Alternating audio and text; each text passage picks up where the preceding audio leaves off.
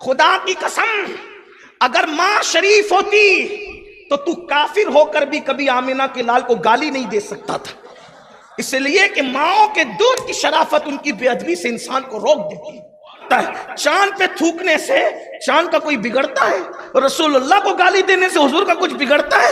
لیکن وہ بتاتا ہے کہ میں ہوں کس کا، میں ہوں کس کا، کہ حضور علیہ السلام کو گالی دی گئی، گستاخی کی گئی۔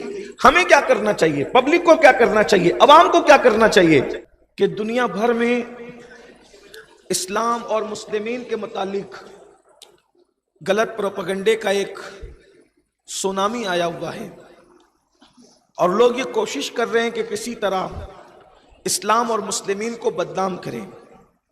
کسی ایک ملک کی بات نہیں، پوری دنیا کے حالات یہ ہیں کہ جس کو گلی کے چھوکرے بھی نہیں پہچانتے، جب وہ شہرت حاصل کرنا چاہتا ہے تو وہ ہمارے آقا صلی اللہ علیہ وآلہ وسلم پر بھونکنے لگتا ہے، حضور اکرم صلی اللہ علیہ وآلہ وسلم کی بے ادبی کرنے لگتا ہے، حضور کو گالیاں دینے لگتا ہے۔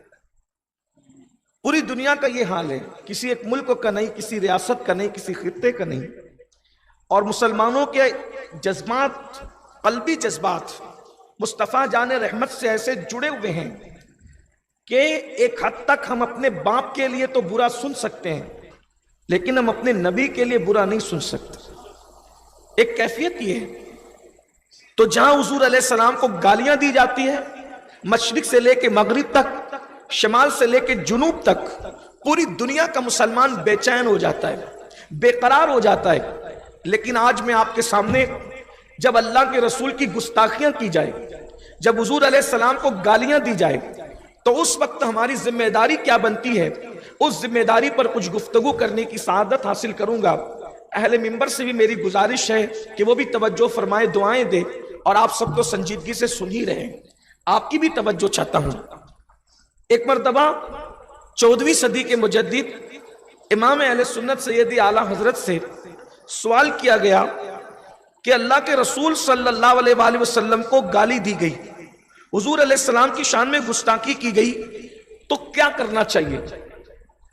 یہ بہت خاص بات میں آپ کے سامنے پیش کر رہا ہوں۔ اس کشتہ عشق رسول سے پوچھا جا رہا ہے کہ حضور علیہ السلام کو گالی دی گئی، گستاخی کی گئی، ہمیں کیا کرنا چاہیے؟ پبلک کو کیا کرنا چاہیے؟ عوام کو کیا کرنا چاہیے؟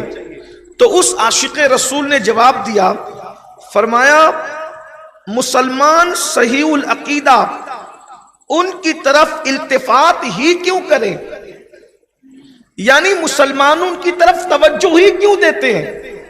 پہلی بات تو یہ ہے، جیسے کسی پاگل کی طرف انسان توجہ نہیں دیتا، مسلمانوں کو چاہیے کہ ان گالیاں دینے والوں کی طرف توجہ کرنے کی ضرورت ہی نہیں ہے۔ کیوں ایسا کریں؟ اس لیے کہ ایسوں کا علاج یہی ہے، ان کا علاج یہ ہے کہ جب ان کے سامنے ہو تو خاموش رہو، ان کے سامنے ہو تو خاموشی بہتر ہے، اور اگر وہ سامنے نہ ہو تو ان کی فراموشی بہتر ہے۔ جملے کے ادیبانہ رنگ پر آپ کی توجہ چاہتا ہوں۔ فرمایا ان کی طرف تمہیں توجہ دینے کی ضرورت نہیں ہے، ان کی طرف آپ توجہ نہ دیں۔ اگر گالیوں کی کلپ آ جائے، اس کو فارورڈ کرنے کی کوئی ضرورت نہیں ہے، اس کو آگے بڑھانے کی کوئی ضرورت نہیں ہے، وہی ڈیلیٹ کیجئے، وہی اس کو ختم کیجئے، یہ اپنی موت آپ مریں گے۔ فرمایا ان کی طرف توجہ کرنے کی ضرورت نہیں ہے۔ علاج ان لوگوں کا یہ ہے، اگر وہ سامنے ہو تو خاموشی ہے، اور اگر وہ پیٹھ پیچھے ہو تو فراموشی ہے، ان کو بھول جاؤ۔ اب اس کے بعد پھر کیا ان کا علاج کرنے کا؟ اب کیا کریں؟ فرماتے ہیں اٹھتے بیٹھتے ہر وقت ہر حال میں اپنے محبوب بے مثال کا ذکر پاک اتنا زیادہ گرم جوشی سے کرو کہ مخالف خود ہی آگ میں، حسد کی آگ میں جل کر کے ختم ہو جائے۔ علاج کتنا بہتر ہے کہ اپنے نبی کا ذکر اتنی اتنی کثرت سے کرو، اتنی کثرت سے کرو، اتنی گرم جوشی سے کرو کہ بچہ بچہ ذکر مصطفیٰ سے اپنی زبان کو تر کر لے. اٹھے تو ذکر مصطفیٰ، بیٹھے تو ذکر مصطفیٰ، لیٹے تو ذکر مصطفیٰ. ذکر مصطفیٰ اتنا کثرت سے ہو کہ اگر تمہارے گھر میں ختنہ کی محفل بھی ہو تو ناچ گانا نہیں ہونا چاہیے بلکہ ذکر مصطفیٰ کی محفل ہونا چاہیے. اگر تمہارے گھر میں شادیاں ہو تو بھی ذکر مصطفیٰ کی محفل ہونی چاہیے. اگر تمہارے گھر سے جنازے اٹھ رہے ہو، زیارت کی محفل ہو، تیجے کی محفل ہو، 10ویں 20ویں کی محفل ہو تو بھی ذکر مصطفیٰ ہونا چاہیے. اس کی وجہ یہ ہے اگر غم میں ذکر مصطفیٰ کرو گے تو غم ختم ہو جائے گا، اور خوشیوں میں ذکر مصطفیٰ کرو گے تو انشاءاللہ تمہاری خوشیاں دوبالا ہو جائے گی. وہ پتا چلا گرم جوشی کے ساتھ، پورے یقین کے ساتھ اپنے نبی کا ذکر کرو، کثرت سے ذکر کرو، بیٹھتے اٹھتے مدد کے واسطے یا رسول اللہ کی کثرت کیجئے.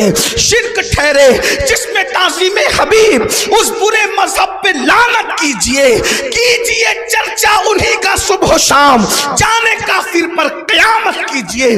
آئیے اب ہم بھی گرم و جوشی کے ساتھ، مردوں کی طرح نہیں سننا، گرم جوشی کے ساتھ اب اپنے محبوب کا ذکر کرتے ہیں.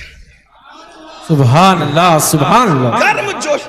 جواب تو دشمنان رسول کا یہی ہے نا، کیونکہ جب ایک بدبخت نے اللہ کے رسول کو گالی دی، جب ایک بدبخت نے، یعنی یہ گالیوں کا سلسلہ آج کا نہیں ہے، پرانا ہے، حضور علیہ السلام کے ظاہری دور سے ہے.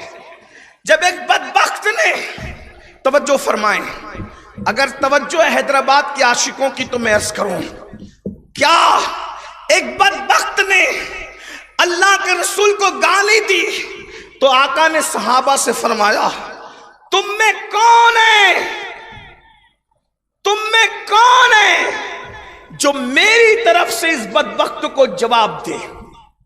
تم میں کون ہے جو میری طرف سے اس بدبخت کو، کیونکہ اس بدبخت نے جو گالی دی تھی وہ اشعار کی شکل میں دی تھی، تو آقا نے وہ کون ہے اس کا جواب دے؟ ایک صاحب کھڑے ہوئے اور وہ بڑے نرم مزاج تھے، تو انہوں نے بہت ٹھنڈے ٹھنڈے انداز میں جواب دینا شروع کیا، اس لیے کہ گالی تو گرم جوشی سے دی گئی تھی اور جواب ٹھنڈا ٹھنڈا دیا جا رہا تھا. حضور نے فرمایا تم بیٹھ جاؤ، آقا نے فرمایا تم بیٹھ جاؤ، اور پھر فرمایا کون ہے جو گالی کا انداز ہے اس کے مطابق جواب دے گا؟ تو پھر حضرت سیدنا حسان بن ثابت کھڑے ہوئے اور اتنا کرارا جواب دیا، اتنا سخت جواب دیا کہ حضور نے خوش ہو کے کہا اللہم اجد الحسان بروح القدس، جب تک حسان میری طرف سے جواب دیتا رہے گا اللہ تو جبریل کے ذریعے سے اس کی مدد فرماتا ہے. سبحان اللہ سبحان اللہ سبحان اللہ. گرم جوشی بھی کوئی چیز ہے.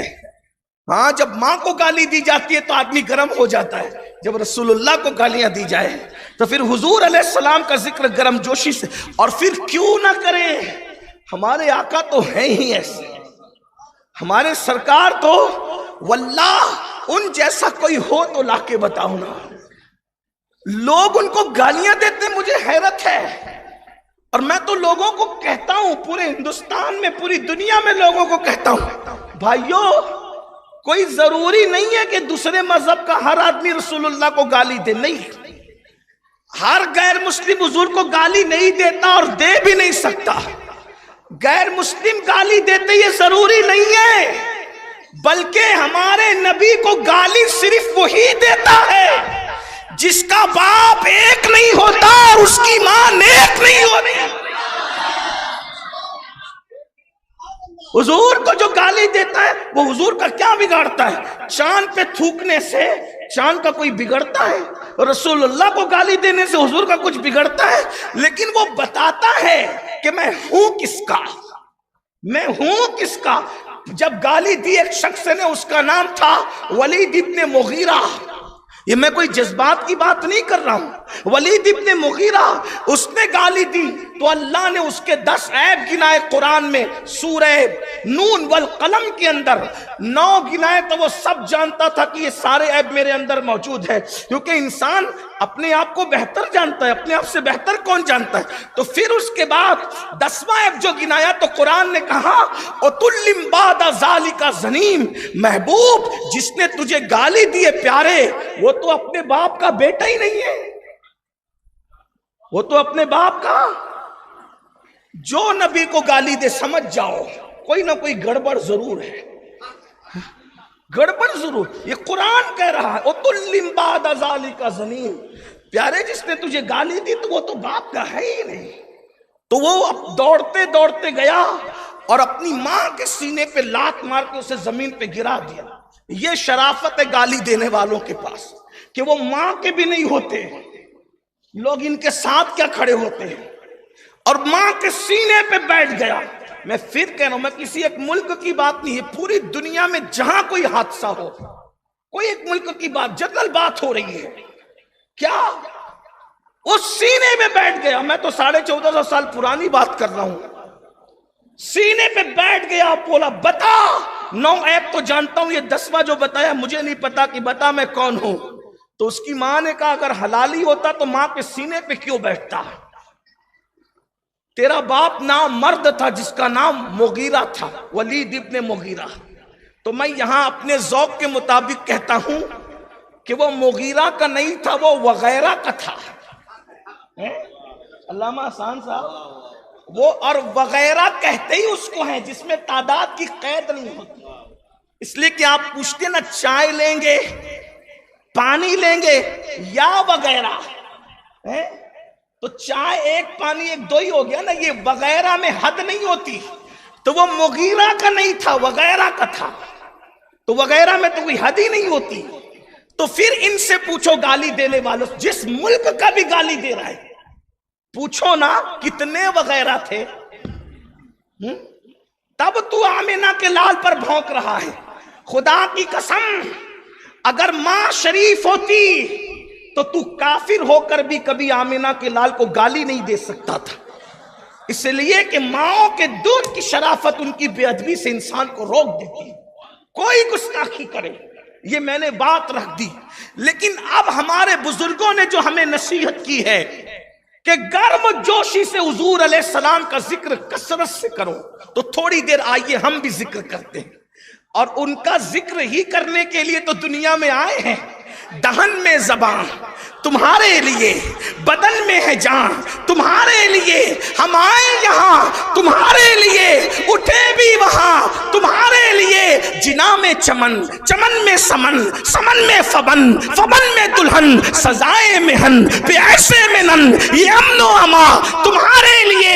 اور یا رسول اللہ آپ کی شان کیا ہے؟ اشارے سے چاند چیر دیا، چھپے ہوئے خور کو پھیر لیا، گئے ہوئے دن کو عصر کیا، یہ تاب و تمام تمہارے لیے۔ یہ مرحمتیں، یہ کچی متیں، نہ چوڑی لتیں، نہ اپنی گتیں، قصور کرے اور ان سے بھرے قصور جنا تمہارے لیے۔